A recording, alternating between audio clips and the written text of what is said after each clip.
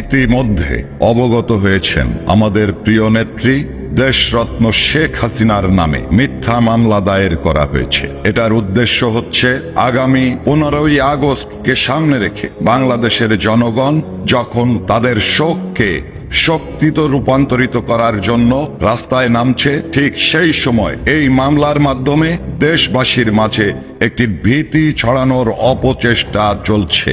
আমরা পূর্বেও মামলা হামলার শিকার হয়েছি। বাংলাদেশ আওয়ামী লীগের নেতাকর্মীরা, বঙ্গবন্ধুর সৈনিকেরা মামলা হামলায় ভয় পায় না। দেশরত্ন শেখ হাসিনা অবিলম্বে দেশে ফিরবেন। তাকে আটকে রাখার ক্ষমতা এই সরকারের হবে না।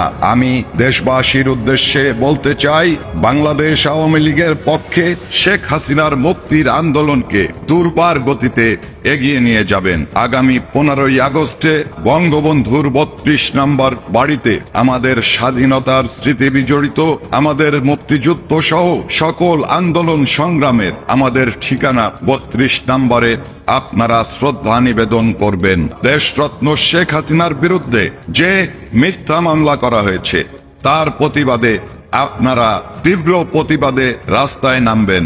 আপনারা জানেন, যারা বিভিন্ন সময় গুম হয়েছেন, খুন হয়েছেন বলেছেন, তারা একে একে বেরিয়ে আসছেন। তাদের মিথ্যাচার এবং তাদের যে নৈতিকতা বিরোধী কর্মকাণ্ড, এটা সহ্য করা যায় না, এটা আমরা সহ্য করব না। আপনাদেরকে ঐক্যবদ্ধ হতে হবে। 15ই আগস্টের শোককে শক্তিতে রূপান্তরিত করে আমরা আমাদের প্রিয় নেত্রীকে সসম্মানে দেশে ফিরিয়ে আনবো এবং আগামী দিনে যে সরকার গঠন হবে সেই সরকারের প্রধান আমরা শেখ হাসিনাকেই নির্বাচিত করব। আমাদের বাংলাদেশের বাইরে যে সমস্ত ভাইরা বসবাস করেন তাদের উদ্দেশ্যে বলতে চাই, 15ই আগস্ট ওই বিশ্বের যে সমস্ত পার্লামেন্ট ভবন আছে প্রত্যেকটা পার্লামেন্ট ভবনের সামনে আপনারা অবস্থান জানাবেন, আপনারা আপনাদের প্রতিবাদ জানাবেন, বিশ্ব জনমত গড়ে তোলার জন্য আপনারা ভূমিকা রাখবেন। বন্ধুগণ, আজ পর্যন্ত কোন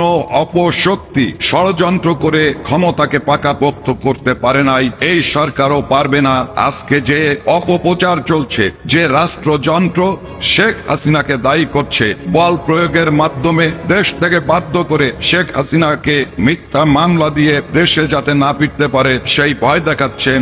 আপনাদের ভয়ে শেখ হাসিনা ভীত নয়, আপনাদের ভয়ে মুজিব পাগল মানুষ ভীত নয়। আপনাদেরকে আমরা অহিংস